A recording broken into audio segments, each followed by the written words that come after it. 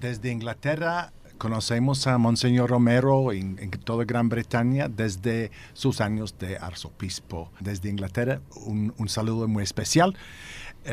Lo conocimos cuando estaba actuando de un pastor bajo muchas amenazas y bajo muchas presiones. Y desde nuestros países enviaron un apoyo, una solidaridad, un apoyo de cartas, un apoyo de las comunidades por ahí. Y desde luego lo hemos seguido todo el camino de la beatificación, y está en nuestro país y los otros países. Es un pastor para quien hay una admiración y un cariño extraordinario. Para Monseñor Romero es un héroe de la Iglesia, un obispo heroica que habló la verdad sin contar lo que iba a costarle personalmente. Y un hombre que siempre habló la verdad. Y cuando en este mundo tenemos siempre gente que hablan con dos caras, y Monseñor es un hombre de la verdad, y este martirio de celebrarlo es una victoria, y estamos aquí para celebrarlo con gran gozo. Martín, tú has escrito sobre Monseñor Romero y te has estudiado su pensamiento, sus homilías. ¿Qué es lo que más te llama la atención de Monseñor Romero? Yo diría lo que más me llama la atención, lo que más me fascina es esta unión íntima entre la fe y la justicia que establece. Que proclamar la fe, proclamar el Evangelio, no puede separarse del compromiso de la lucha por la justicia, de la lucha por los derechos humanos y de la opción por los pobres. Y así yo diría que Monseñor Romero es un modelo de un cristiano, de un obispo que supo unificar la fe y la justicia. Y con eso creo que también realizó lo que es lo esencial del Concilio Vaticano II, esta nueva apertura de la Iglesia hacia el mundo, su preocupación por los pobres y por los sufrientes, y los obispos en América Latina, en Medellín, lo han traducido en la opción preferencial por los pobres. Yo creo que Monseñor Romero en América Latina y en la Iglesia universal ahora es el ejemplo más impresionante de un obispo que ha hecho suyo esta nueva orientación. ¿Sabes que hay una tendencia a olvidar o marginar esa dimensión de justicia, de profetismo de Monseñor Romero, y centrarse solo en la fe, en lo espiritual, en la devoción, el obispo devoto, obispo de oración, que lo era sin duda? ¿Qué piensas de lo que pretende esa tendencia de, digamos, deshistorizar a Monseñor Romero? Yo estoy consciente que hay estas tendencias, y yo creo que lo más importante es de escuchar a Monseñor Romero mismo. Yo tengo aquí una cita que hizo sobre el tema de la civilización del amor, que fue una idea, un programa del Papa Juan Pablo II, muy importante, muy bonito. Pero Monseñor Romero dijo en su homilía del 12 de abril de 1979, esta civilización del amor no es un sentimentalismo, es la justicia y la verdad. Una civilización del amor que no exigiera la justicia a los hombres no sería verdadera civilización, no marcaría las verdaderas relaciones de los hombres. Por eso es una caricatura del amor cuando se quiere apañar con limosnas lo que ya se debe por justicia, apañar con apariencias de beneficencia cuando se está fallando en la justicia social. ¿Y te parece que hoy esa civilización del amor, como así la describe él, tiene actualidad? Tiene mucha actualidad, porque seguimos viviendo en un mundo marcado por profundas injusticias, y Ignacio Ellacuría en sus últimos años tuvo esta visión profética de una civilización de la pobreza, una civilización de la austeridad compartida, y yo creo que eso es la actualidad también de los mártires Ignacio Ellacuría y Óscar Arnulfo Romero. Julián, desde tu perspectiva de vivir en Londres y en una sociedad aparentemente de abundancia, de un nivel de vida alto, donde tiene una influencia muy importante el gobierno inglés en la política no solo europea, sino africana y del Oriente. ¿Qué le dice Monseñor Romero a la sociedad inglesa hoy? Yo creo que desde el Vaticano II tenemos un cuerpo de la doctrina social de la Iglesia que está ofreciéndonos esta opción por los pobres, que quiere decir ponernos al lado de los pobres, no solo tener una simpatía. Y esto, que es el corazón de la teología de la liberación en este continente. Pero en nuestras partes, aceptar lo que los pobres son los primeros ha sido difícil. Y está rechazado esta enseñanza de la Iglesia. Lo que Monseñor Romero nos dice que esto sí se puede hacer, esta opción. Está para nosotros el icono, es emblemático de esta opción por los pobres, que un obispo puede tomar esta opción. Y yo creo que se ve en él que nos lleva a seguir empujando a nuestros gobiernos para una justicia en sus políticas, justicia en los derechos humanos, como dice, en cuanto a África, pero en cuanto a todas partes. Hoy en día, Monseñor hizo audacia de hablar la verdad cuando todos quieren esconder lo que está pasando en el tercer mundo, cuando la muerte es la rutinaria en muchos países. Y Romero nos da este impulso para hablar la verdad y para seguir empujando nuestro gobierno, que con los otros europeos y de los Estados Unidos un poco están siempre marginando a los pobres del mundo. Martín, hay una tendencia también a desligar a Monseñor Romero de la teología de la liberación. ¿Qué piensas tú de la relación de Monseñor Romero con la teología de la liberación? Yo creo que hay que verlo en su historia, porque sabemos que en Monseñor Romero hubo un gran cambio. Hubo un gran cambio causado por su enfrentamiento con la injusticia y con la miseria. Eso ya pasó en sus años de obispo en Santiago de María. Pero también sabemos que un momento clave para este cambio, que algunos llaman una conversión, entre ellos Monseñor Rivera y Damas, su sucesor, el evento clave fue el asesinato del padre Rutilio Grande en Aguilares. Y él cambió profundamente. Y eso también se puede ver en su visión de la teología de la liberación. Antes estaba reservado, crítico con la teología de la liberación. Una vez dijo que es una teología de moda, otra vez dijo que lleva a la violencia. Y como consultor de la Comisión del Vaticano para América Latina, tuvo que hacer un informe. En este informe, en el 75 creo que fue, hizo también críticas al padre Ignacio Ellacuría y al padre John Sobrino, teólogos de la UCA. Y después de su cambio, escogió como consejeros a Ignacio Ellacuría y a un sobrino, y cambió su postura frente a la teología de la liberación, porque se daba cuenta que es esta teología que responde teológicamente a los desafíos que pone la realidad.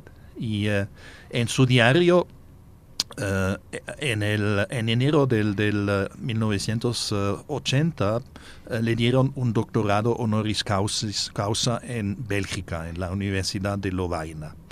Y hizo un discurso importante en este momento, y en su diario nota que en esta visita en Lovaina logró disipar un poco los prejuicios de un teólogo europeo belga frente a la teología de la liberación. Y eso pone de manifiesto que, bueno, él había asumido la teología de la liberación y hasta que la defendió. Julián, una pregunta que se hace mucho el pueblo salvadoreño, que es devoto de Monseñor Romero, es por qué ha tardado tanto el proceso de beatificación? ¿Qué lo ha dificultado tanto, siendo un mártir tan claro para este pueblo? Bueno, en la historia de la Iglesia, 35 años, hay que ver que históricamente no es mucho. Sin duda, es poquito, muy poco. Pero el proceso que comenzó, no se puede comenzar hasta 10 años después, después del martirio. Comenzó, hizo un 6-7 años aquí en San Salvador y sin problema. Llegó a Roma con el apoyo del aquel entonces arzobispo Sanz Lacalle, que dio un impulso por también su trayectoria. No se puede confundirle a él con la teología de la liberación. Entonces, al llegar a Roma con su apoyo, esto fue importante. Pero en Roma llegó un momento cuando fue bloqueado. Y esto es porque muchos en Roma pensaron que de beatificar a Monseñor Romero sería beatificar a la teología de la liberación, que estos cardenales y estos monseñores habían pasado muchos años en América Latina tratando de borrar y eliminar la teología de la liberación. Y la última cosa que querían fue que esto ya sería beatificado. Entonces hicieron esta comparación y pues se dice obstruccionismo burocrático, no sé, esto es la palabra en español, sí. Pero se puede bloquear. Y lo hicieron dirigido por un grupo de cardenales y prelados de América Latina. Pues introdujeron un proceso para examinar su ortodoxia. Y pues esto costó 5 o 6 años y al final dijeron que fue totalmente ortodoxo. Después empezaron discutiendo su praxis, si esto también fue correcto. Pero Juan Pablo II estaba queriendo beatificarlo. Y es una cosa que hay que decirlo muy claro. Él no fue el bloque. Fueron los súbditos, digamos, del Papa, los de la curia, que hicieron todo lo posible. Vino el Papa, cuando Papa Benedetto allá, también se pareció en un momento que lo iba a impulsarlo, pero otra vez fue bloqueado. Y así fue un poco paralizado hasta que viniera el Papa Francisco. Y el Papa Francisco, que conoce muy bien América Latina, entiende muy bien la teología de la liberación, no está con mucho miedo de esto. Entonces él desbloqueó la cosa y ordenó a los departamentos del Vaticano que todos colaboren con el proceso de la beatificación. Entonces, 2 años después, aquí estamos con realmente es una victoria sobre estos que querían bloquear. Es fácil canonizar o beatificar una persona que tiene mucho cariño para los pobres, pero el que defienda a los pobres es otra cosa. Y esto sí ha costado el tiempo. Ese grupo de obispos latinoamericanos, cardenales en Roma, que se opone, también se opuso a Medellín y se opuso a Puebla, que es más grande que la teología de la liberación, porque Medellín y Puebla hablan de otros temas pastorales también. O sea, era una oposición a la teología latinoamericana más peculiar que se ha formulado en América Latina. Y veían en Romero un representante de esa teología, ¿no? Esto es. Porque actualmente la teología de la liberación tiene la puerta abierta en el Vaticano. Gustavo ha sido recibido, ¿no? Gustavo Martín Gutiérrez hace una semana estuvo en Roma, participó en un gran congreso de Caritas Internacionales, hizo un discurso y también dio una conferencia de prensa. Y bueno, le hicieron un poco las preguntas de siempre sobre la teología de la liberación, si fue condenada y si es ligado al marxismo. Y Gustavo dijo que nunca fue condenada esta teología como tal, fue discutida y es una teología nueva y como suele pasar con el vino nuevo, necesita tiempo para madurar. La teología de la liberación pasó por este proceso y yo creo que ha madurado y ha marcado la teología no solamente en América Latina, sino la teología universal. Un pequeño detalle, Julián, todavía sobre el desbloqueo. Fue el Papa Francisco que lo dijo explícitamente al arzobispo Paglia, encargado de la causa de Monseñor Romero, pero según fuentes internas al Vaticano, el Papa Benedicto, 2 meses antes de renunciar, en diciembre del 2013, él también ya dio un empuje y dijo que la causa de Monseñor Romero tiene que seguir adelante. Yo creo que tienes razón. Lo que formalmente el Papa Benedicto desbloqueó, pero levantó el bloqueo. Pero cuando vino Papa Francisco, él puso un poder tras este desbloqueo. Él insistió que hay esta colaboración para llegar a una determinación de una vez en este tiempo. Pero sí, tiene razón. Bueno, ahí hay un cambio también, porque eso no solo queda solo en la beatificación de Monseñor Romero. Ha demostrado el Papa Francisco mucho interés en la beatificación del padre Rutilio Grande y los 2 campesinos que murieron con él acribillados. Cierto. Y también en el obispo Angilelli de Argentina. O sea que es como abrir espacio a la experiencia latinoamericana bajo las dictaduras militares de la década de 1970 y 1980. Sí, Julián. No, dado de que en la Congregación por la Doctrina de la Fe ahora están aceptando la teología de la liberación de Gustavo Gutiérrez, del padre de la teología, entonces no hay tanto sospecha, no hay tanto miedo, que es una teología marxista. Esto fue lo que pasaron en todas partes. Entonces, por eso ya en otro momento el Papa Francisco les ha dicho que no. Y esto hay que ver los héroes, los santos de nuestro tiempo. Y Argentina, donde estaba él. Y Rutilio Grande, por ser un jesuita, cuando él fue superior de los jesuitas en Argentina, que murió como mártir en este país. Yo creo que esto le habría tocado mucho, que un hermano jesuita. Entonces habría seguido todo lo que pasó en El Salvador hasta el martirio de Monseñor Romero. Entonces yo creo que está muy claro en esto. Y Monseñor Romero también es un beato muy incómodo para el episcopado y para la iglesia, no solo salvadoreña, latinoamericana y universal. ¿Por qué pensarían ustedes que es un beato muy incómodo? Martín. Bueno, es un beato incómodo porque en sus 3 años de arzobispo pasó por tantos conflictos con otros obispos aquí en el país y conflictos también con el Vaticano. Y le mandaron 3 visitadores apostólicos que son algo como controladores del Vaticano y se sabe que estaban a punto de ponerle un coadjutor con plenos poderes y así casi también quitarle el poder de arzobispo.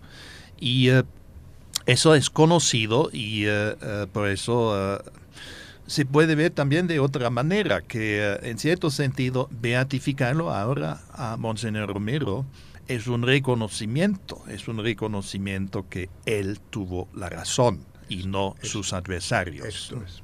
Claro, pero en ese momento se valoraba más la unidad del episcopado salvadoreño. ¿Sobre qué se basaba esa unidad? Era la unidad a toda costa, pero un obispo o un arzobispo como Monseñor Romero, que por su postura frente a la realidad de explotación, pobreza, represión, toma partido, eso cuestiona la institucionalidad eclesial acostumbrada a rehuir cualquier tipo de conflicto. Sí, pero en general aquí el papel del nuncio es un poco para ver estas cosas muy claros. De los 6 obispos de aquel entonces, 4 yo creo es bien probable tenían una inestabilidad mental. El nuncio debería haber visto esto, pero en lugar de esto estaba un nuncio que tomó una posición muy fuertemente contra las líneas y la pastoral de Monseñor Romero. Y esto de buscar siempre una unidad basado en nada más la fachada es un error.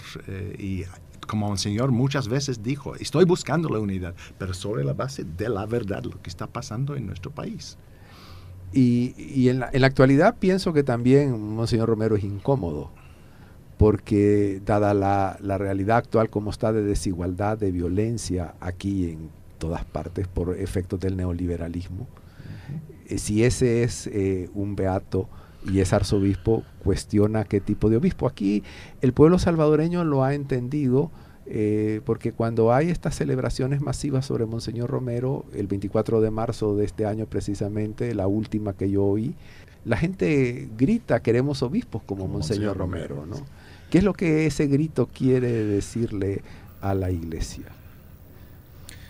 Bueno, yo creo que primero es una expresión de lo que el Concilio Vaticano II llama el sensus fidelium, ¿no? El sentido de los fieles, ¿no? Y el Vaticano II, a este sentido de los fieles, hasta le reconoció un carácter de infalibilidad. Por eso yo creo que hay que tomarlo muy en serio, ¿no?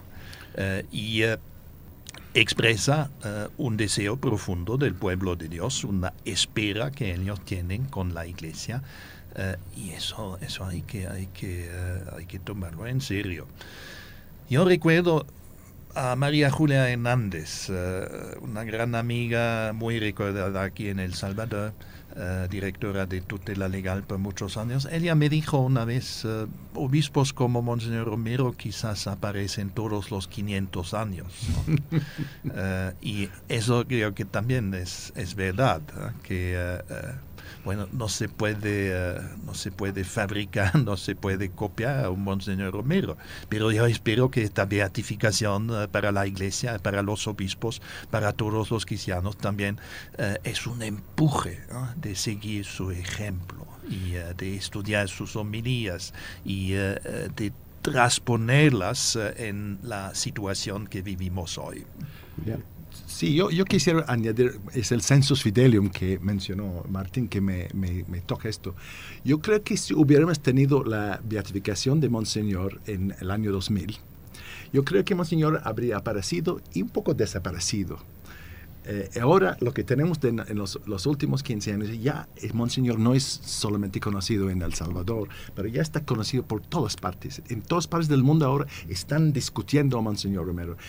Hay un sensus fidelium que esta beatificación está ya listo, maduro para hacer. Y yo creo que esta espera que hemos tenido es para que sea ya un santo, un beato de una importancia, una suma importancia en la Iglesia. O sea que quienes bloquearon este proceso durante tantos años, al final también han sido derrotados y han hecho un favor, porque ahora es universal, un santo universal y no solo bueno, el Espíritu trabaja de muchos medios. Sin duda.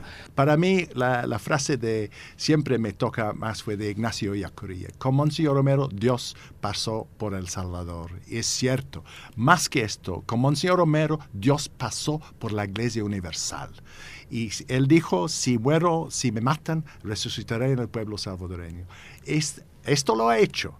Y está resucitado también en la Iglesia Universal, mucho más que esto. Y sigue animándonos, sigue inspirándonos, sigue guiándonos en nuestras acciones de solidaridad transformadora, en nuestra opción por los pobres y en nuestra fidelidad al Evangelio. Martín. Bueno, yo quisiera decir que evita este peligro que tú estás mencionando. Quizás beatifica a Monseñor Romero en el espíritu de Monseñor Romero, y eso quiere decir poner en el centro el pueblo. Los más importantes en este acto no van a ser nosotros los sacerdotes, tampoco los obispos y los cardenales. Yo creo que los más importantes, los más numerosos también, la gente del pueblo. Y las frases más bonitas que nos quedan de Monseñor Romero son sobre el pueblo salvadoreño. Con este pueblo no cuesta ser buen pastor. El pueblo es mi profeta. Tengo que escuchar lo que me dice el pueblo. Eso es lo que importa. Así celebrar esta beatificación de Monseñor Romero en su espíritu, que es el espíritu de Jesús. Eso quiere decir dar el primer lugar a los pequeños, a los pobres, a los humildes.